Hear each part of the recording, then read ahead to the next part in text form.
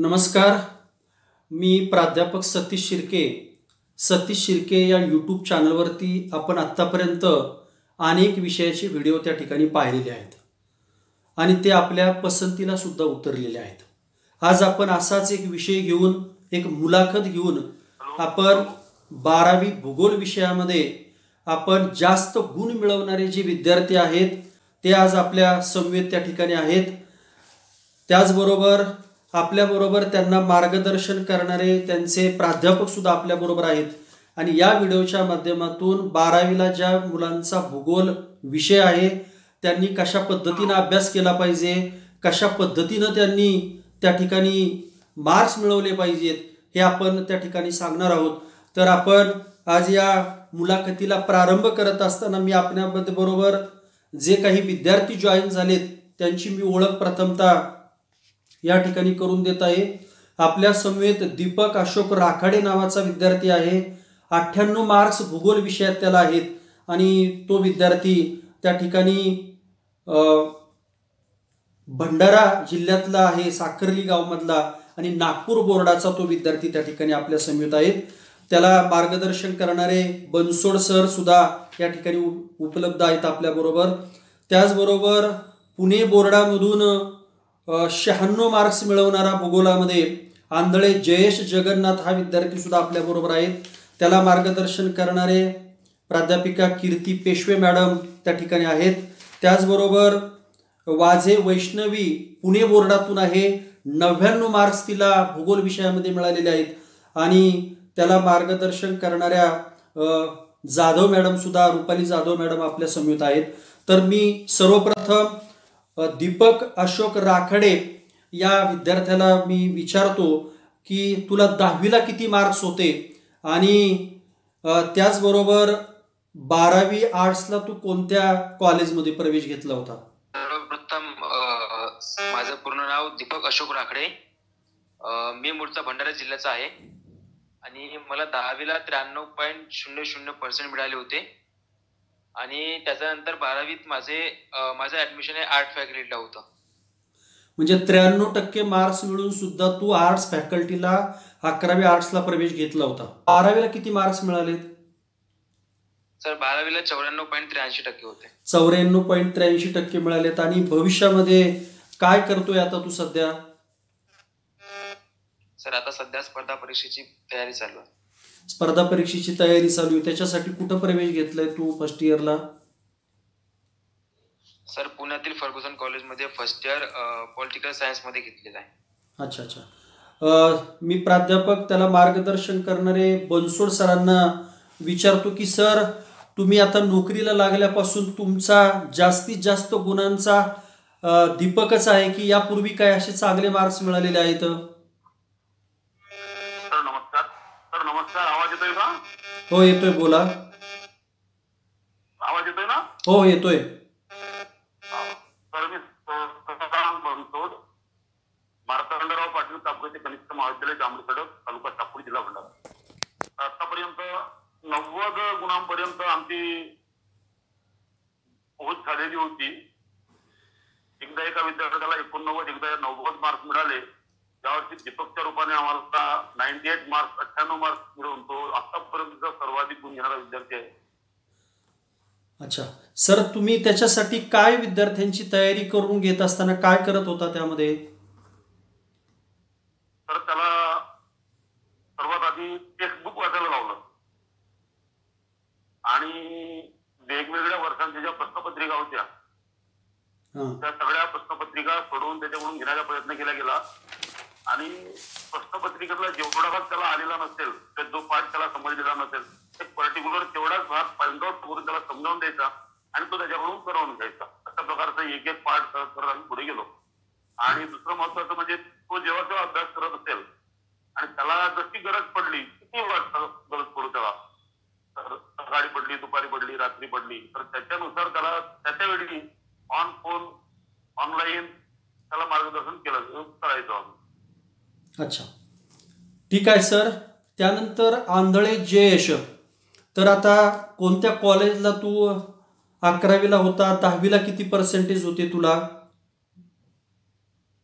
मी जगन्नाथ आंधळे, मी तसा मूळ बुलढाण्याचा आहे, पण माझं शिक्षण पुण्यात झालंय आणि मला 10वीत 95.2% होते आणि 11वीत मग मी अशोक विद्यालयामध्ये सायन्स स्ट्रीम मध्ये ऍडमिशन घेतलं आणि सोबतच मी जेईई जॉईंट एंट्रन्स एक्झाम साठी पण प्रिपेअर करत होतो आणि मला आता 12वीत 85% पडले, जॉग्राफी मध्ये 96 मार्क्स आहेत आणि सोबतच मी जेईई ऍडव्हान्स क्लिअर करून सध्या IIT खरगपूर मध्ये आहेत, म्हणजे भारतातल्या टॉप इंजिनिअरिंग कॉलेजेस मध्ये आता, तर त्या IIT खरगपूर मध्ये बीटेक करतो सध्या. आता जयेश, मला असं विचारायचं की आम्ही पाहतो भूगोल हा विषय 3ही फॅकल्टीला शिकवला जातो, परंतु सायन्सचे विद्यार्थी थोडंसं मूळ जे सायन्सचे विषय आहेत त्याच्याकडेच लक्ष देतात आणि असं असताना सुद्धा तू भूगोल विषयामध्ये 96 मार्क्स मिळवलेले आहेत. म्हणजे मला वाटतं तुझे अन्य जे विषय आहेत फिजिक्स, केमिस्ट्री, बायो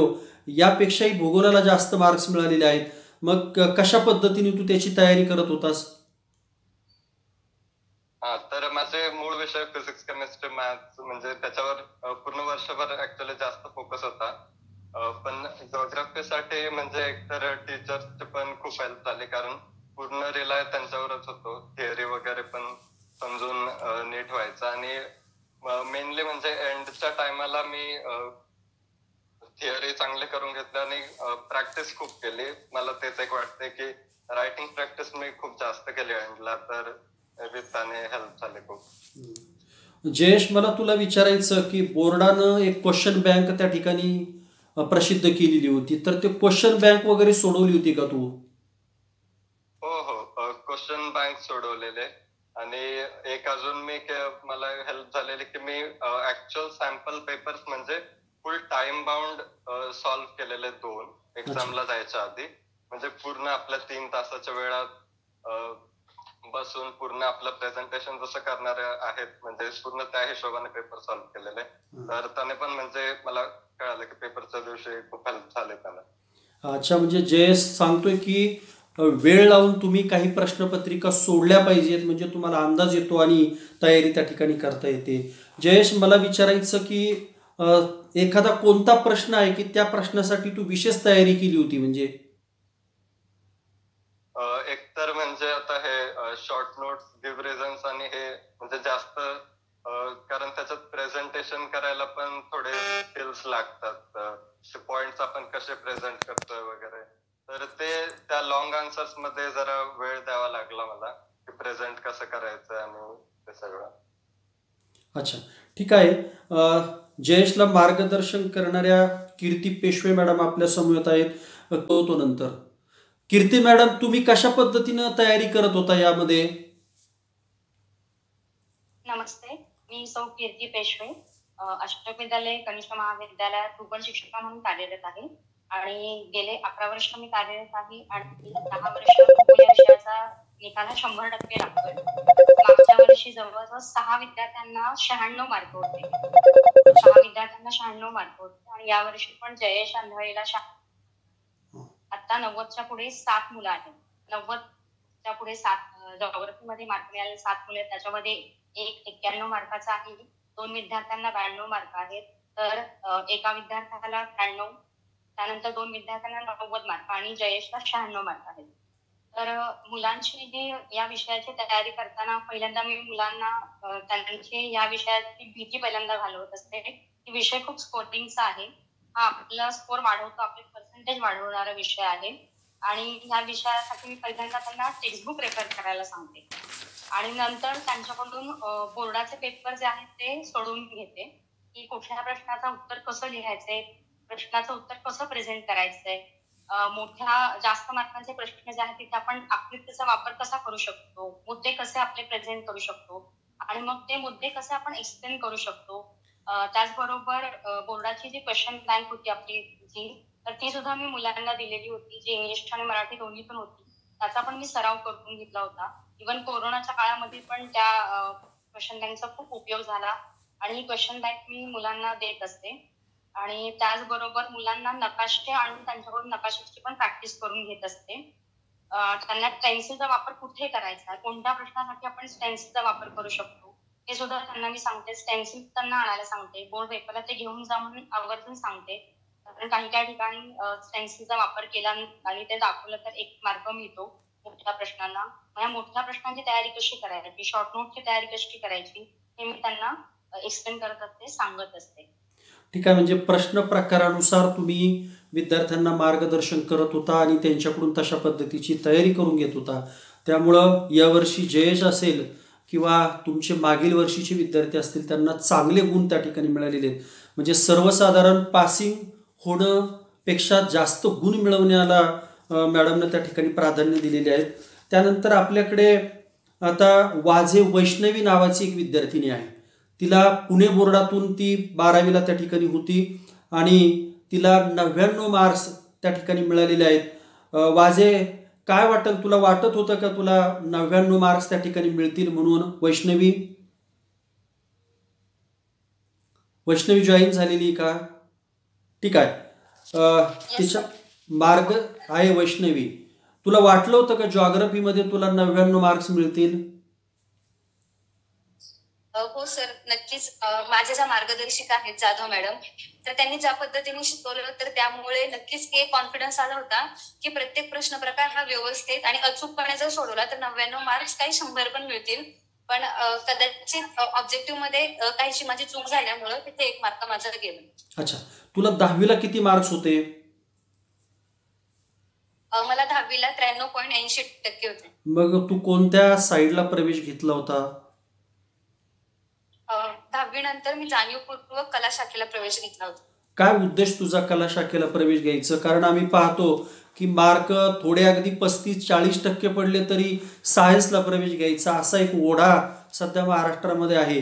आणि असं असताना सुद्धा आपल्याबरोबर असणारा दीपक असेल किंवा आता वैष्णवी तू आहे की तुम्हाला चांगले 10वीला मार्क्स मिळून सुद्धा तुम्ही आर्ट्स फॅकल्टीला प्रवेश घेतलाय. काय उद्देश आहे त्याच्या पाठीमागं तुझा?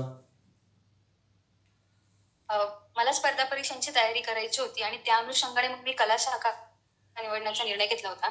सुरुवातीला मला वाटत होतं की ऑप्शन बी असावा, पण त्यानंतर मला हेही समजलं की कला शाखेतूनही अनेक पर्याय उपलब्ध असतात, म्हणून मग मी जाणीवपूर्वक कला शाखा निवडली. मग तू समाधानी आहे कला शाखा घेतली म्हणून, का तुला काही पश्चाताप वगैरे होतोय त्याच्यामध्ये, नाही मी चुकले असं वाटतंय का? नाही, कधीच नाही. कारण माझी आई आणि माझे मामा दोन्हीही मी ज्या कॉलेजमध्ये महासाकांमध्ये शिक्षण घेतलं त्याच ठिकाणी होते आणि त्यांचंही आता नक्कीच करिअर खूप चांगलं आहे. आणि ज्या पद्धतीने मी माझ्या महासाकांत जे कॉलेज आहे तर त्यातल्या मी शिक्षकांना पाहते की कला शाखा घेऊन ज्या पद्धतीने आज ते शिकवत आहेत किंवा ज्या पद्धतीने त्यांचं करिअर झालंय तर ते पाहून नक्कीच मला असं कधीच वाटत नाही की कला शाखा घेऊन मी काही चूक केली म्हणून. निश्चितपणे तो निर्णय मला योग्य वाटतो. वैष्णवी, मला असं म्हणायचं की आता तू स्पर्धा परीक्षेची तयारी करते आहे, तर कला शाखेमध्ये भूगोल विषय तुला स्पर्धा परीक्षेसाठी उपयुक्त कसा वाटतो? नक्कीच. आपण जर युपीएससी पाहिलं तर युपीएससीचा जो GS1 आहे तर त्याच्यामध्ये बराचसा भाग हा भूगोलचा येतो. तर त्याच्यामध्ये भूगोलच्या अगदी लहान लहान कॉन्सेप्ट, म्हणजे आपण पाहिलं की 11वीचा जो प्राकृतिक भूगोल आहे तर त्यातल्या काही तांत्रिक गोष्टी म्हणजे जसं भूकंप किंवा म्हणजे अंतर्गत हालचाली, बाह्य हालचाली इथपासून तर तो प्रवास पुढं डिझास्टर मॅनेजमेंट पर्यंत जातो आणि हे खरं तर आपण 11वीला शिकलेलो असतो. आणि तेच फक्त त्या कॉन्सेप्ट ज्यावेळेस आपण 11वीला क्लिअर करतो त्यावेळेस त्या युपीएससीला खूप महत्वाचा आणि त्याचा उपयोग आपल्याला होतो. 12वीला ज्यावेळेस आपण मानवी भूगोल शिकतो तर तोच आपण GS1चा जे आपली मेन्सची एक्झाम असते तर त्याच्यामध्ये बहुतांश भाग हा त्याचाच येतो. ज्यावेळेस आपण 11वीचा प्राकृतिक भूगोल आणि 12वीचा मानवी भूगोल यांना जोडतो त्यावेळेस खरं आपण म्हणतो की जिओग्राफी असते, जिओग्राफीचा जो इकॉनॉमिक अँगल आपण पाहतो तर तो त्यातनं सहजपणे सुटतो. त्याच्यामुळं जिओग्राफी हा सगळ्या गोष्टींना स्पर्श करतो, म्हणजे जसं की पॉलिटिकल जिओग्राफी, इकॉनॉमिक जिओग्राफी आणि ह्या गोष्टी खूप चटकन समजतात जर आपण 11वी-12वीचे कॉन्सेप्ट नीट केलं तर. त्यामुळे नक्कीच 11वी-12वीचे जो भूगोल विषय आहे तर तो मला आता माझ्या पुढच्या युपीएससीच्या टप्प्यामध्ये मला खूप मदत करतो. मला वैष्णवी तुला विचारायचं की 12वीच्या बोर्डाच्या प्रश्नपत्रिकेमध्ये नकाशा भरा एक प्रश्न असतो आणि बऱ्याचशा वेळेला काय होतं, नकाशा भरण्याचा प्रश्नामध्ये विद्यार्थी कंटाळा करतात किंवा त्याच्यामध्ये मार्क जाण्याची शक्यता आम्हाला कधी कधी वाटते. तर त्याच्यामध्ये सुद्धा तुला पैकीच्या पैकी मार्क्स मिळालेले आहेत, तर त्याच्यासाठी तू नकाशा भरण्या या प्रश्नासाठी कशा पद्धतीने तयारी करत होतीस?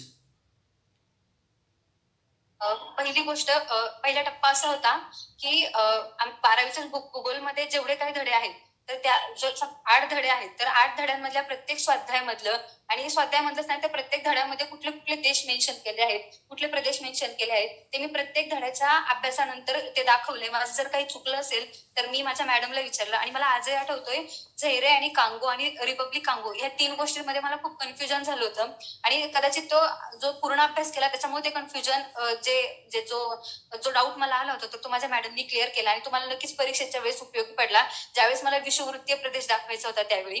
त्यामुळे असं प्रत्येक धड्याचं जर जिथे कुठे नकाशाच्या संदर्भात काही येईल तर ते मी नकाशावरती भरून काढायचे. आणि मी एक इन्क्लुझिव्ह एक टेक्निक वापरली होती की म्हणजे सगळे विषुववृत्तीय प्रदेश, मोसमी हवामानाचे प्रदेश किंवा जे काही उपयोगी पडते जास्त घनतेचे जास्त लोकसंख्या असलेले घनतेचे प्रदेश किंवा ध्रुवीय ज्या ठिकाणी लोकसंख्याच नाहीये असे प्रदेश मी उत्तर ध्रुव, दक्षिण ध्रुव तर त्या एकाच नकाशामध्ये मी सगळं मेन्शन केलं होतं आणि मग ते मॅडमला दाखवलं होतं. तर त्यात ज्या काही त्रुटी असतील तर त्या मग मला मॅडमनी सजेस्ट केल्या. मग अशा प्रकारे सर्व 8 धड्यांचा एकाच नकाशामध्ये मी एकदम असा मॅप तयार केला. वैष्णवी, मला विचारायचं की तुला वर्गामध्ये शिकवलेलं एखादा मुद्दा समजला नाही तर तो तू समजून घेण्यासाठी काय करायची परत? पहिली गोष्ट की म्हणजे आमचं 12वीला असताना थोडंसं ऑनलाईन झालं पण बऱ्यापैकी गोष्टी ऑफलाईन होत्या. म्हणजे ज्यावेळेस मेन टप्पा होता परीक्षेचा त्यावेळेस ऑफलाईन होतं त्यामुळे छोट्या कॉन्सेप्ट ह्या मॅडमनी क्लिअर केल्या होत्या आणि त्या क्लिअर जर एखाद्या कॉन्सेप्ट किंवा एखादी संज्ञा किंवा एखाद्या प्रश्नाचं उत्तर कसं सोडवायचं किंवा ते त्या प्रश्नाला पैकीच्या पैकी मार्क मिळावेत म्हणून कुठल्या टेक्निक्स किंवा ट्रिक्स वापराव्या तर ह्या मी वेळोवेळी मॅडमला विचारल्या आणि नक्कीच त्या क्लिअर झाल्या. त्यामुळं इतर सोर्स जे आहेत तर तेही म्हणजे नवनीत असेल, गाईड्स असेल ह्याही गोष्टींमध्ये पाहणं आणि वारंवार इतरही मॅडम जे रिसोर्सेस सजेस्ट करतील तर त्या वापरणं या सगळ्या गोष्टीमुळे डाऊट्स क्लिअर होतील. अच्छा, तुला आता काही विद्यार्थी सोशल मीडियाचा वापर करतात तर युट्यूबला वगैरे काही तू जिओग्राफीचे ऑनलाईन व्हिडिओ वगैरे पाहिले होते का?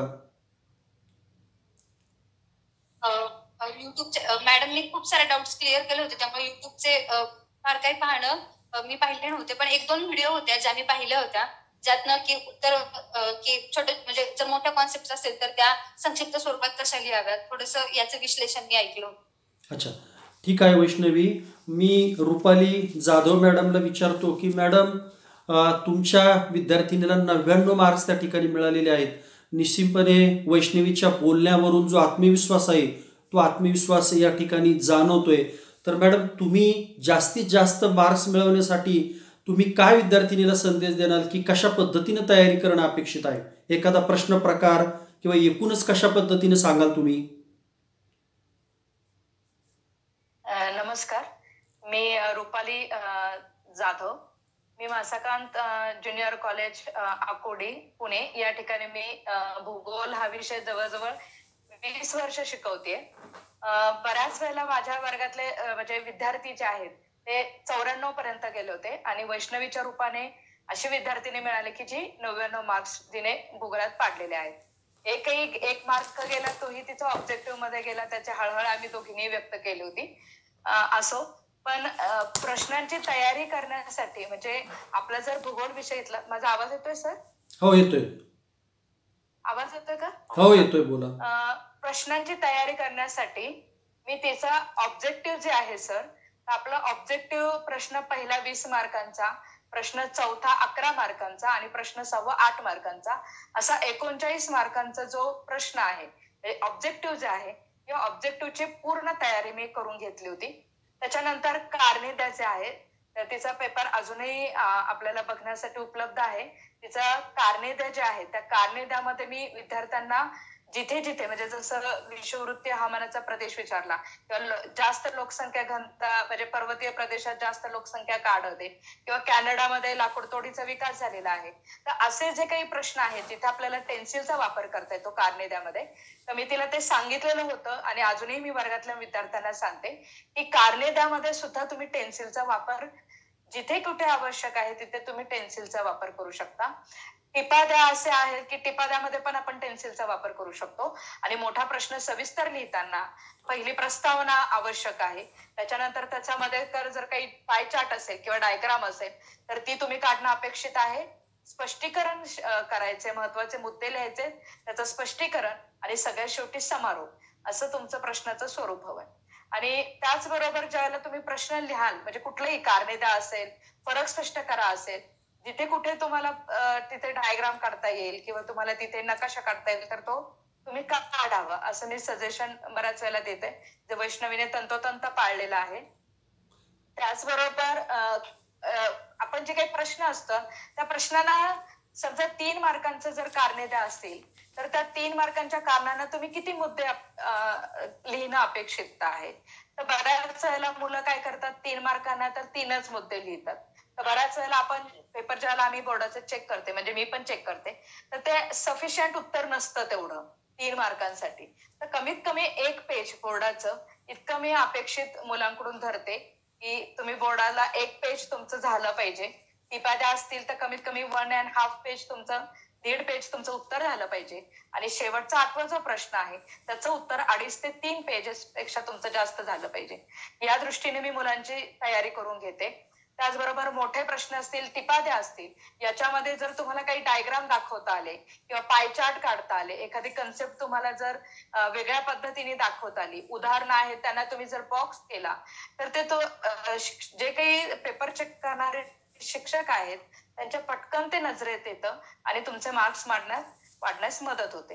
तर या पद्धतीने सर सगळ्या कन्सेप्ट मी मुलांच्या क्लिअर करण्याचा प्रयत्न करते आणि टेन्सिलचा जास्तीत जास्त वापर, आकृत्यांचा वापर कसा करता येईल तुम्हाला प्रत्येक प्रश्नात या दृष्टीने प्रयत्न करते. धन्यवाद मॅडम, तुम्ही अनेक प्रश्नांची उकल या माध्यमातून केली.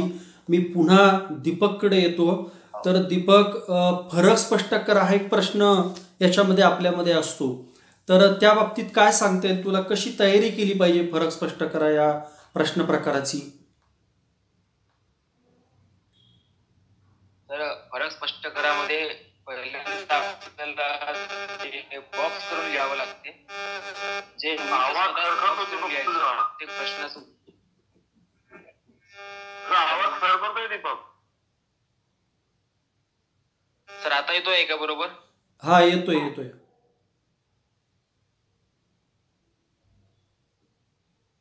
तर जे फरक स्पष्ट करायचे जे प्रश्न होते त्यांचे उत्तर मी बॉक्स करून लिहायचो आणि एका प्रश्नासाठी जवळ माझ्याकडून जेवढे पॉईंट लिहिता येईल तेवढे पॉईंट लिहिण्याचा मी प्रयत्न करायचो. त्याचबरोबर प्रत्येक उत्तरात कशा पद्धतीने आपण उदाहरण टाकता येईल याचा प्रयत्न करायचो आणि प्रत्येक उत्तरात उदाहरण टाकायचो आणि त्या उदाहरणाला मी अंडरलाईन करायचो. त्याचबरोबर जिथे तिथं आकृत्या काढण्याचा प्रयत्न करता येईल. म्हणजे माझ्या माहितीप्रमाणे तर मी आपल्या भूगोलाच्या आन्सर शीट मध्ये प्रत्येक याच्यात पाय चार्ट किंवा डायग्राम प्रत्येक याच्यात जवळजवळ काढलाय आणि प्रत्येक याच्यात उदाहरण दिलंय.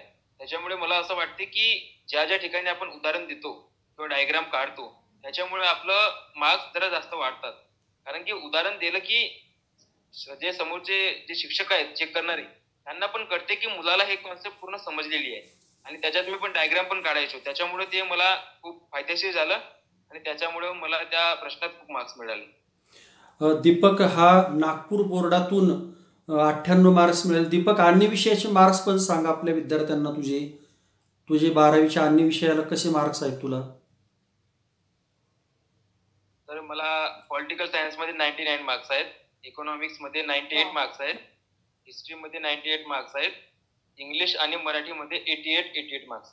बर दीपक, आता तू सुद्धा त्या ठिकाणी आर्ट्स शाखेचा विद्यार्थी आहे, तर मला असं म्हणायचं की भूगोल विषयामध्ये काही तू ऑनलाईन व्हिडिओ म्हणा, युट्यूबचा वगैरे काही यूज केला होता का त्याच्यामध्ये? सर आमच्या सरांनीच एवढं चांगलं शिकवलं होतं त्याच्यामुळं वास्तविक पाहता मला पाहण्याची काही गरज होती नाही. तरी पण मी एकदा जे मोठे उत्तर होते 8 मार्क्सचे ते लिहावं कसं आणि बोर्डचं आन्सर शीट एकदा कसं लिहावं म्हणून 1-2 व्हिडिओ तुमचे पाहिले होते आणि स्वतः मी बोर्डचे काही म्हणजे माझ्या सरांनी पण मला 5-6 क्वेश्चन शीट दिले होते आणि मी स्वतः काही क्वेश्चन बँक मध्ये क्वेश्चन पेपर काढून स्वतः 5-6 क्वेश्चन पेपर मी सोडवले होते बोर्डाला जाण्याच्या पूर्वी आणि ते सरांकडून चेक करून घेतले होते. आणि ज्या ठिकाणी मला कमी मार्क्स पडायचे मी त्याच ठिकाणचा आणि तो जो आहे पोर्शन त्याचा जास्त अभ्यास करायचो आणि जिथे मला मार्क्स आउट ऑफ मार्क्स येत होते मी त्याचा अभ्यास कमी करायचो आणि जो माझा वीक पॉईंट होता त्याच्यावर मी जास्त भर दिला. अच्छा, म्हणजे दीपकनं प्रश्न प्रकारानुसार तयारी केली, वीक पॉईंट शोधले आणि त्यावरती विशेष लक्ष केंद्रित केलं. दीपक, आता आर्ट्स फॅकल्टीमधून तू FY ला प्रवेश त्या ठिकाणी घेतलेला आहे. काय भवितव्यात तुझं स्वप्न आहे? तर मला स्पर्धा परीक्षा द्यायची आहे आणि त्याच्यामुळे जे आपलं 11वी-12वीचं जे आर्ट्सचं जे सगळं बॅकग्राऊंड आहे ते कुठंतरी आपल्या स्पर्धा परीक्षेचा एक बेस आहे. आणि जेव्हा आपण एखादे रेफरन्स बुक वाचतो किंवा एखादं मोठं जे असतं काही ते आपण जेव्हा वाचतो तर त्याच्यात जे आपल्याला बेसिक जर क्लिअर असलं तर ते आपल्याला लवकर जरा कळतं. त्याच्यामुळे मी आर्ट्स घेतलं आणि त्याच्यातनं खरंच खूप फायदा झाला मला, असं मला तरी वाटतं. अच्छा, आता तू निश्चितपणे वैष्णवी असेल किंवा दीपक असेल, जयेश असेल यांचं स्पर्धा परीक्षेचं स्वप्न आहे. निश्चितपणे भावी अधिकारी म्हणून आम्हाला निश्चितपणे पुन्हा एकदा मुलाखत घ्यायला तुमची निश्चितपणे आवडेल. मी आता परत जयेशकडे येतोय. जयेश, जे आपले ऑब्जेक्टिव्ह प्रश्न असतात त्याच्यामध्ये असं काही मार्क मिळतील, एकतर पूर्ण मार्क्स मिळतील नाही तर 0 मार्क्स मिळेल अशी शक्यता असते. तर जयेश, तू कशा पद्धतीने त्याची तयारी करत होता ऑब्जेक्टिव्ह मार्क प्रश्नांची? तर ऑब्जेक्टिव्ह साठी एक हे असतं की तुम्ही जेवढे जास्तीत जास्त प्रश्न म्हणजे एक्सपोजर भेटेल तुम्हाला तेवढं चांगलं असतं.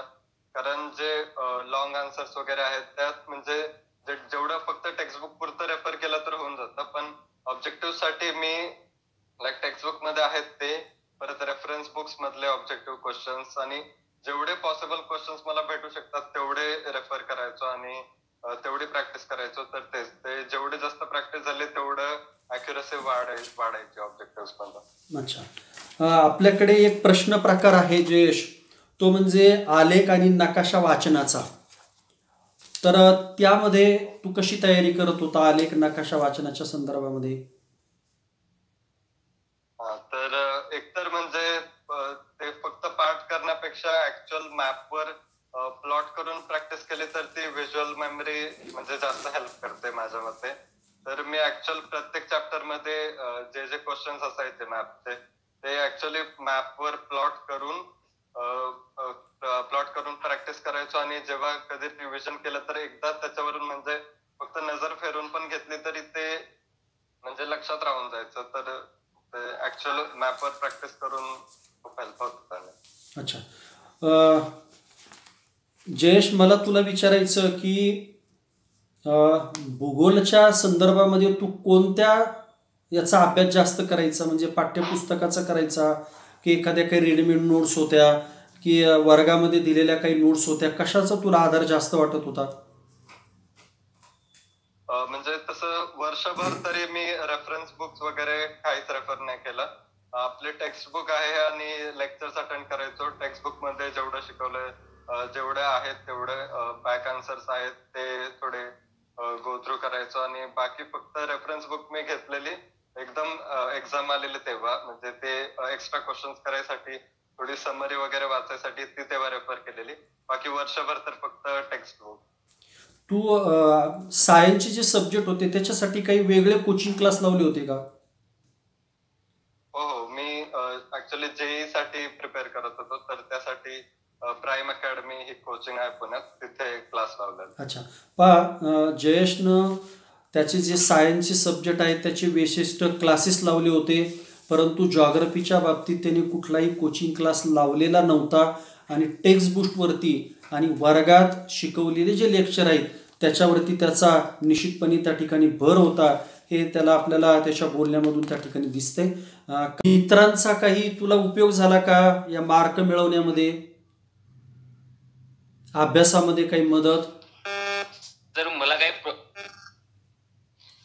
मला काही प्रॉब्लेम आली जेव्हा मला काही प्रॉब्लेम येत होते तेव्हा मी डायरेक्ट सरांना कॉल करायचो. म्हणजे जेव्हा पण मी अभ्यास करायचो सकाळी म्हणा सायंकाळी जेव्हा पण 24 तास म्हणजे मी जेव्हा पण कॉल केला सरांना पण तेव्हा सरांनी मला मार्गदर्शन केलं की कसं काय करायचं कोणत्या वेळेला का असो ना. कधी जर गरज पडली तर सर मला व्हिडिओ कॉल पण करायचे, सांगायचे प्रॅक्टिकली आणि त्याच्यामुळे मला मित्रांची तेवढी काही गरज भासली नाही. जेवढी काही गरज भासली ते सरांकडून मी पूर्ण करून घेतली. मला विचारायचं की आता कोरोना काळामध्ये आपण बऱ्यापैकी इतर माध्यमांचा वापर करायचे, तर आता तुझं काही फेसबुकला म्हणा, व्हॉट्सअपला तर असेल समजा अकाउंट, परंतु फेसबुक, इंस्टा, स्नॅपचॅट वगैरे या संदर्भामध्ये काय तुझे अकाउंट वगैरे होते का? सर मी मोबाईलच म्हणजे डिसेंबर महिन्यामध्ये घेतला, त्याच्यामुळे माझ्याकडे आता पण फेसबुक नाही आहे, आता पण इंस्टाग्राम नाही, आता पण ट्विटर वगैरे काहीच नाही. माझ्याकडे फक्त व्हॉट्सअप आहे आणि टेलिग्राम चॅनल आहे, आणि टेलिग्राम मध्ये पण काही काही जी कामाची चॅनल आहेत तेच आहेत, बाकी काही नाही. अच्छा, मग विद्यार्थ्यांनी हा बोध घेतला पाहिजे. 98 मार्क्स मिळवणारा विद्यार्थी आहे, स्पर्धा परीक्षेचं स्वप्न घेऊन तो कला शाखेत आलाय, चांगल्या पद्धतीचं यश मिळवलंय. त्याचं अजूनही जी सोशल मीडिया आपण टाइमपास म्हणतो त्याच्यावरती कुठल्याही प्रकारचं अकाउंट नाही, हे विद्यार्थ्यांनी या ठिकाणी लक्षात घेतलं पाहिजे. आणि आपला वेळेचा जो अपव्यय आहे तो अपव्यय त्या ठिकाणी थांबवला पाहिजे. तर एका प्रश्नावर चर्चा करावी असं वाटते. त्यातला तो प्रश्न म्हणजे ज्याच्यामध्ये विद्यार्थ्यांची जनरली मार्क्स कटतात, तो म्हणजे कारणे द्यायचा प्रश्न. त्या प्रश्नावर आपण फारशी चर्चा केलेली नाही आहे. तर मला असं वाटतंय की कारणे द्यायचा प्रश्न जो सोडवतो आपण, भौगोलिक कारणे, तर भौगोलिक कारणे द्यायचा प्रश्न सोडवताना जो प्रश्न असेल किंवा जी भौगोलिक घटक असतील त्या घटकांचा वेगवेगळ्या फॅक्टर्सवरती काय इफेक्ट होतो हे जर बेसिकली विद्यार्थ्यांनी समजून घेतलं तर त्या घटकावर येणारे जे कारणे लिहायचे प्रश्न असतील ते आपल्याला व्यवस्थितपणे सोडवता येतील. त्याचा विद्यार्थ्यांनी याकडे थोडासा लक्ष द्यावं. आणि या घटकावर जे कारणे लिहावरती बऱ्याचदा विद्यार्थ्यांचे गुण कमी होतात. 2 पैकी 1च गुण मिळतो, 3 पैकी 1च गुण मिळतो. तर बेसिक कॉन्सेप्ट समजून एका घटकाचा दुसऱ्या घटकावर होणारा जो परिणाम आहे तो परिणाम जर विद्यार्थ्यांनी समजून घेतला तर त्या विद्यार्थ्याला पूर्णच्या पूर्ण मार्क्स मिळायला मदत होईल. दीपकला पण ह्या प्रश्नामध्ये थोडीशी अडचण गेली होती जे प्रॅक्टिस करताना. तर त्याला मी तेच म्हटलं होतं किंवा मी ते सांगितलं होतं की दोन्ही घटक, त्या दोन्ही घटकांचा परस्परावर होणारा परिणाम घेतला तर आपल्याला दोन्ही घटकांचे प्रश्न कसा याला, कारण दोन गोष्टी असतात म्हणजे कारणे त्यामध्ये एक घटक असतो ज्याच्यावर त्या घटकाचा दुसरा परिणाम होतो. तो प्रश्न दोन्ही बाजूंनी विचारला जातो. आणि असा प्रश्न विचारताना दोन्ही बाजूंनी जर प्रश्न विचारला तरी त्या प्रश्नाचं समर्पक उत्तर विद्यार्थ्याला किमान 3-4 कारणं त्या ठिकाणी देता आली पाहिजे. अशा प्रकारचा विद्यार्थ्यांनी प्रयत्न करावा असं मला वाटते. धन्यवाद सर. तुझा आहे का फेसबुकला अकाउंट किंवा इंस्टाला, स्नॅपचॅट वगैरे काही याच्यावरती? सोशल मीडियावर नाही. सोशल मीडियावर तुझं अकाउंट कुठल्या पद्धतीचं नाही. ठीक आहे, निश्चितपणे वैष्णवीकडं नाही आहे, जयेशकडं पण त्या ठिकाणी सोशल मीडियाचा वापर त्या ठिकाणी कमी केलेला आहे. मी त्या ठिकाणी जाधव मॅडमला विचारता येईल, जाधव मॅडम, की जॉग्रफीमध्ये तसे पूर्ण मार्क्स मिळवणं ब्रॉड क्वेश्चन असल्यामुळं थोडंसं कठीण आहे, परंतु आपल्याकडे मात्र आता भूगोलामध्ये सुद्धा चांगले मार्क्स हे मिळत आहेत, ही निश्चितपणे एक समाधानाची गोष्ट आहे. आणि स्पर्धा परीक्षेला जाणारे विद्यार्थी जे आहेत हे सुद्धा मोठ्या प्रमाणावरती कला शाखेकडे येत आहेत आणि जॉग्रफी हा विषय त्या ठिकाणी घेत आहेत. माझ्या कॉलेजमध्ये सुद्धा जवळजवळ 80च्या पुढे मार्क्स असणारे, 90च्या पुढे मार्क्स असणारे 25 ते 30 विद्यार्थी असे असतात की त्यांना मुद्दामहून कला शाखेला प्रवेश त्या ठिकाणी घेतलेला आहे. तर आजचा ही मुलाखत घेण्यापाठीमागचा माझा जो मुख्य उद्देश होता तो म्हणजे या गुणवंत विद्यार्थ्यांचे आपण जे काही अनुभव ऐकलेले आहेत त्या अनुभवाचा, त्याचबरोबर त्यांना मार्गदर्शन करणाऱ्या शिक्षकांचा अनुभवाचा उपयोग आज जे 12वीला परीक्षा देत आहेत किंवा जे शिक्षक मार्गदर्शक करतायत महाराष्ट्रातील त्यांना निश्चितपणे या मुलाखतीचा उपयोग होईल आणि अजून जास्तीत जास्त भूगोलामध्ये मार्क मिळवायला एक चांगल्या प्रकारची गाईडलाईन संधी या व्हिडिओच्या माध्यमातून प्राप्त होईल.